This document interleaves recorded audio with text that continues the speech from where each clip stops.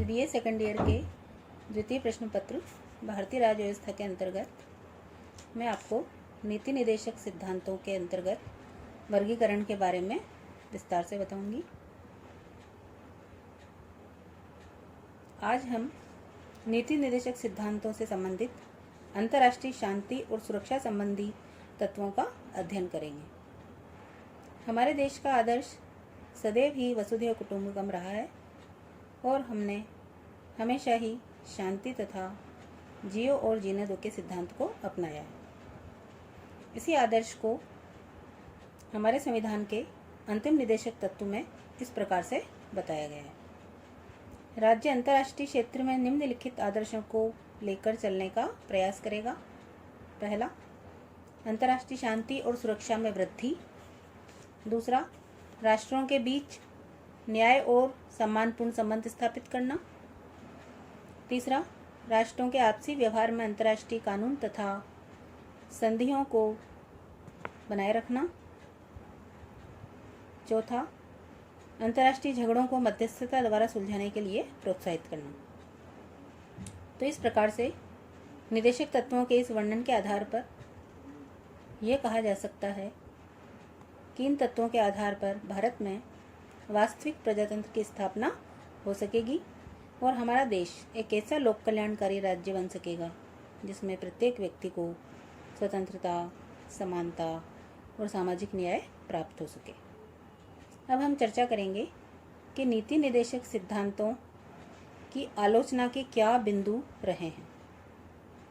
जिस समय भारतीय संविधान का निर्माण हो रहा था उस समय संविधान सभा में और बाहर भी राज्य के निदेशक सिद्धांतों संबंधी उपबंधों की बहुत आलोचना हुई थी। संविधान जब स्वीकृत हो गया उसके बाद भी अनेक विद्वानों ने कई आधारों पर इन तत्वों की आलोचना की। उनमें से प्रमुख आधार ये बताए जा सकते हैं। पहला, वैधानिक शक्ति का अभाव। निदेशक तत्वों की आलोचना का सबसे प्रमुख आधार यह है कि इन तत्वों को वैधानिक शक्ति प्राप्त नहीं होने के कारण ये निरर्थक हैं। संविधान ने राज्य नीति के निदेशक सिद्धांतों को एक ओर तो देश के शासन में मूलभूत मान लिया है, किंतु साथ ही यह न्याय योग्य नहीं है। अतः आलोचकों की राय में ये निदेशक तत्व केवल शुभ इच्छाएं, नैतिक आदेश बनकर रह गए। दूसरा प्रमुख आलोचना का आधार है निदेशक तत्व काल्पनिक आदर्श मात्र। आलोचक यह भी कहते हैं कि निदेशक सिद्धांतों में ऐसे काल्पनिक आदर्शों का चित्रण किया गया है जिन्हें क्रियान्वित करना निश्चित रूप से बहुत ही दूर की बात है। तीसरा, एक संप्रभुता संपन्न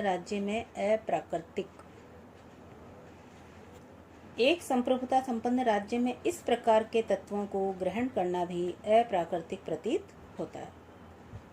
एक उच्च सत्ता अपने से निम्न सत्ता को आदेश दे सकती है, लेकिन एक संप्रभुता संपन्न राज्य को आदेश दिया जाए यह नितांत ही अस्वाभाविक जान पड़ता है।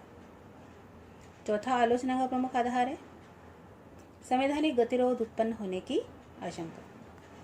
संवैधानिक विधिवेत्ताओं ने यह आशंका भी व्यक्त की है कि ये तत्व संवैधानिक द्वंद्व और गतिरोध के कारण भी बन सकते हैं। अब हम चर्चा करेंगे कि उपर्युक्त आलोचनाओं के बावजूद भी नीति निदेशक तत्वों का भारतीय संविधान में अति महत्व रहा है। वास्तव में संवैधानिक और व्यावहारिक दृष्टिकोण से यदि हम देखें तो निदेशक तत्वों का बहुत ज़्यादा महत्व पाते हैं। इन तत्वों के महत्व का अध्ययन हम निम्नलिखित बिंदुओं में कर सकते हैं। सर्वप्रथम इसमें आता है कि निदेशक तत्वों के पीछे जनमत की शक्ति होती है। यद्यपि निदेशक तत्वों को न्यायालय के द्वारा क्रियान्वित नहीं किया जा सकता, लेकिन इनके पीछे सदैव ही जनमत की सत्ता रही है और प्रजातंत्र का सबसे बड़ा न्यायालय जनता होती है। दूसरा, नैतिक आदर्शों के रूप में भी नीति निदेशक सिद्धांतों का अपार महत्व है। ब्रिटेन में जैसे मैग्ना कार्टा, फ्रांस में मानवीय तथा नागरिक अधिकारों की घोषणा तथा अमेरिकी संविधान की प्रस्तावना को कोई वैधानिक शक्ति प्राप्त नहीं है, फिर भी इन देशों के इतिहास पर इनका गहरा प्रभाव है। इसी प्रकार यह आशा की जा सकती है कि ये तत्व भारतीय शासन की नीति को निर्देशित और हमेशा प्रभावित करते रहेंगे। तीसरा इसका प्रमुख महत्व है शासन के मूल्यांकन का आधार। शासक दल के द्वारा अपने मतदाताओं को निर्देशित सिद्धांतों के संदर्भ में अपनी सफलताएं बतानी होंगी और शासन शक्ति पर अधिकार करने के इच्छुक राजनीतिक दल को इन तत्वों की क्रियान्विति के प्रति अपनी तत्परता और उत्साह भी दिखाना होगा। चौथा प्रमुख महत्व है सामाजिक और आर्थिक क्रांति के साधन। हमने सन 1947 में राजनीतिक स्वतंत्रता प्राप्त कर ली थी, लेकिन राजनीतिक स्वतंत्रता देश की सामान्य जनता की सामाजिक आर्थिक स्थिति सुधारने का एकमात्र साधन ही है। इस प्रकार की सामाजिक आर्थिक क्रांति का मार्ग निर्देशक तत्वों में बताया गया। पांचवा प्रमुख महत्व है संविधान की व्याख्या में सहायक। संविधान के अनुसार नीति निर्देशक सिद्धांत देश के शासन में मूलभूत हैं, जिसका तात्पर्य यह है कि देश के प्रशासन के लिए उत्तरदायी सभी सत्ताएं उनके द्वारा निर्देशित होंगी। इसका अंतिम महत्व हम ये कह सकते हैं कार्यपालिका प्रधान इनका दुरुपयोग नहीं कर सकते हैं। निदेशक तत्वों के पक्ष में एक बात यह भी कही जा सकती है कि यद्यपि संविधान सभा के सदस्यों और कुछ संविधान वेत्ताओं ने यह भय प्रकट किया था कि राष्ट्रपति या राज्यपाल इस आधार पर किसी विधेयक पर अपनी सहमति देने से इनकार कर सकते हैं कि वह निदेशक तत्वों के प्रतिकूल है, लेकिन व्यवहार में ऐसी घटना की संभावना बहुत कम है, क्योंकि संसदात्मक शासन में नाम मात्र का जो कार्यपालिका प्रधान है लोकप्रिय विधानमंडल और मंत्री परिषद के द्वारा पारित विधि को अस्वीकृत करने का दुस्साहस नहीं कर सकता है। निदेशक तत्व इस दृष्टि से भी महत्वपूर्ण हो जाते हैं कि इनमें गांधीवादी आदर्शों को स्थान दिया गया है और इस प्रकार हम ये कह सकते हैं कि वैधानिक शक्ति या कानूनी शक्ति प्राप्त न होने पर भी निदेशक तत्वों का अपना महत्व और उपयोगिता है। अब प्रश्न ये उठता है कि निदेशक तत्वों का क्रियान्वयन एक महत्वपूर्ण मुद्दा है, जिसके बारे में हम ये कर सकते हैं कि नीति निर्देशक तत्वों के क्रियान्वयन की समस्या पुलिस राज्य को कल्याणकारी राज्य और संविधान द्वारा स्थापित राजनीतिक लोकतंत्र को आर्थिक सामाजिक लोकतंत्र में परिवर्तित कर सकने की समस्या है। आर्थिक सामाजिक न्याय की प्राप्ति का लक्ष्य इतना बड़ा है कि इसे पूरा करने के लिए दीर्घकालीन प्रचुर धन, प्रयत्न और तीव्र गति से आर्थिक, सामाजिक और शैक्षणिक विकास आवश्यक है। संविधान लागू किए जाने के समय से ही इस दिशा में शासन के द्वारा कुछ महत्वपूर्ण कदम उठाए गए, जिनका संक्षिप्त रूप में हम वर्णन कर सकते हैं, जिसमें पहला है जमींदारी और जागीरदारी प्रथा का अंत और भूमि सुधार। 1951 में ही जमींदारी और जागीरदारी व्यवस्था को समाप्त कर दिया गया। दूसरा, पंचवर्षीय योजनाएं। देश के आर्थिक विकास के लिए नियोजन के मार्ग को अपनाया गया। अब तक अनेक पंचवर्षीय योजनाओं के द्वारा कार्य किया गया। तीसरा, पंचायती राज और स्थानीय स्वशासन।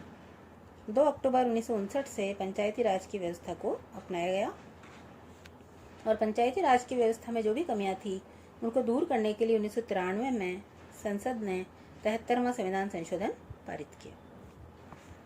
इसी प्रकार 74वां संविधान संशोधन के आधार पर शहरी क्षेत्र में स्थानीय स्वशासन की व्यवस्था को सुदृढ़ करने का प्रयास किया गया। चौथा है कमजोर वर्गों का कल्याण। अनुसूचित जातियों, अनुसूचित जनजातियों और पिछड़े वर्ग के लोगों के लिए संविधान और शासन ने विशेष सुविधाएं उपलब्ध कराई हैं। प्रतिनिधि संस्थाओं में अनुसूचित जातियों और जनजातियों के लिए आरक्षण की अवधि 95वें संवैधानिक संशोधन 2010 के आधार पर 25 जनवरी 2020 तक के लिए बढ़ा दी गई। पांचवा है सामाजिक सुरक्षा। इसमें राज्य सरकारों ने वृद्धावस्था पेंशन योजना, वरिष्ठ पेंशन बीमा योजना, सार्वभौमिक स्वास्थ्य बीमा योजना और राष्ट्रीय ग्रामीण रोजगार गारंटी अधिनियम 2005 के रूप में अनेक प्रकार के कदम उठाए। छठा है बड़े बड़े उद्योगों का राष्ट्रीयकरण। इसके अंतर्गत जीवन बीमा का राष्ट्रीयकरण, 20 प्रमुख बैंकों का राष्ट्रीयकरण, पर्यटन, परिवहन, कोयला, खनन, विद्युत आपूर्ति आदि का राष्ट्रीयकरण किया गया। और 7वां है संपत्ति के अधिकार से संबंधित व्यवस्था में परिवर्तन। संपत्ति के मूल अधिकार को आर्थिक सामाजिक न्याय के मार्ग में बाधक मानते हुए पहले तो इसे सीमित किया गया और बाद में 44वें संवैधानिक संशोधन 1979 के आधार पर उसे मूल अधिकारों की सूची से निकाल दिया गया। अब संपत्ति का अधिकार केवल एक कानूनी अधिकार बनकर रह गया। अगला है न्यायिक व्यवस्था में सुधार। न्यायपालिका का कार्यपालिका से पृथक्करण किया गया जिससे जनता को निष्पक्ष न्याय मिल सके। इसी प्रकार शीघ्र न्याय की प्राप्ति के लिए लोक अदालतों की व्यवस्था भी की गई। 2001-2 में शीघ्र न्याय के लक्ष्य प्राप्ति के लिए त्वरित न्यायालयों की व्यवस्था को अपनाया गया। 9वां इसका बिंदु है अनिवार्य तथा निःशुल्क प्राथमिक शिक्षा का अधिकार। निदेशक तत्वों के अंतर्गत अनुच्छेद 45 में राज्य को निःशुल्क तथा अनिवार्य प्राथमिक शिक्षा की व्यवस्था करने का निर्देश दिया गया था। इसी निर्देश के अनुरूप 2002 में 86वें संवैधानिक संशोधन के आधार पर यह कहा गया कि राज्य 6 से लेकर 14 वर्ष तक के सभी बच्चों को अनिवार्य एवं निःशुल्क शिक्षा देने को बाध्य होगा और इस लक्ष्य की प्राप्ति हेतु सर्व शिक्षा अभियान चलाया गया और विद्यालयों में मध्यावकाश भोजन की व्यवस्था की गई। तो इस प्रकार से नीति निर्देशक तत्वों को क्रियान्वित करने के लिए शासन द्वारा अनेक महत्वपूर्ण कदम उठाए गए और शासन द्वारा निर्देशक तत्वों की क्रियान्विति में जो कार्य किए गए उनका ये प्रभाव पड़ा कि इनके क्रियान्वयन में जो गति थी वो अविस्मरणीय रही और सामाजिक आर्थिक न्याय और भारत के विविध जो संस्कृति के पक्ष हैं उनको पल्लवित पोषित करने का मौका मिला। तो इस प्रकार से हम निष्कर्ष रूप में कह सकते हैं कि नीति निर्देशक तत्वों का लक्ष्य जो सामाजिक आर्थिक न्याय था वो पूर्ण करने की दिशा में भारत लगातार अग्रसर रहा और वर्तमान समय में भी नीति निर्देशक तत्व कानूनी बाध्यता नहीं रखने के बावजूद भी भारत में राजनीतिक लोकतंत्र के साथ साथ सामाजिक और आर्थिक लोकतंत्र को संभव बनाने की दिशा में भी कार्य कर रहे हैं। धन्यवाद।